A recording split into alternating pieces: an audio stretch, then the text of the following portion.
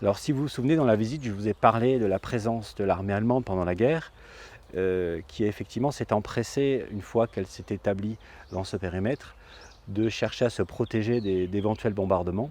Elle a donc construit des blocos ou des bunkers, c'est-à-dire des chambres fortes sous terre. Nous en avons détruit quelques-unes puisque, voilà, souvenir aidant, on ne voulait pas forcément laisser ces vestiges partout dans le château et dans le parc, mais nous en avons conservé un dont on lui a trouvé une fonction très originale puisqu'on y produit, on y fait pousser des champignons. Donc nous allons maintenant voir cette ferme qui produit des pleurotes maintenant depuis à peu près 2 ans. Suivez-moi.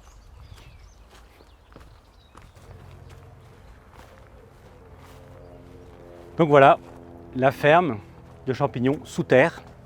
Alors ici c'est un aménagement tout récent que nous avons fait pour adapter l'utilisation du lieu. Dans la vigne qui se trouve juste derrière, donc le 7e jardin, nous avons installé des panneaux solaires qui permettent d'alimenter le système électrique utilisé dans cette chambre forte. Alors, on va commencer par ouvrir les barrières.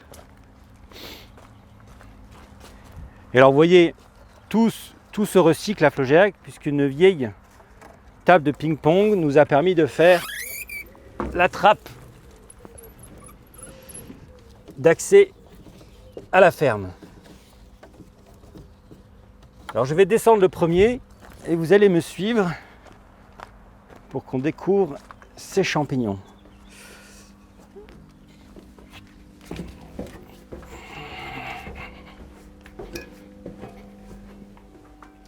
Donc nous voilà au cœur du bunker.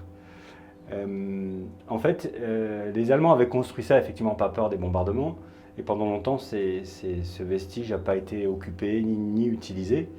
Et au cours du confinement, en travaillant sur différentes nouvelles activités dans l'Oasis, nous avons jugé intéressant de tester notre capacité à produire du champignon. Donc en fait, on va rentrer dans la champignonnière.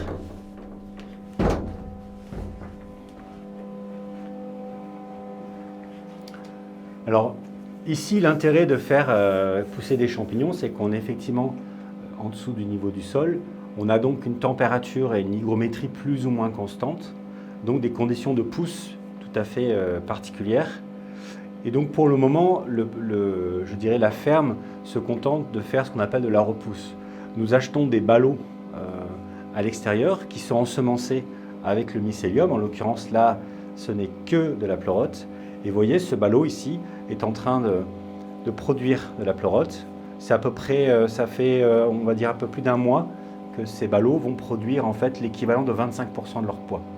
Donc voilà, depuis 2 ans, on peut revendiquer, je dirais, la production de quelque chose comme 200-250 kg de pleurote, dont une partie est utilisée dans notre restaurant, Folia, et l'autre partie revient naturellement aux Oasiens qui travaillent au quotidien pour produire ces champignons.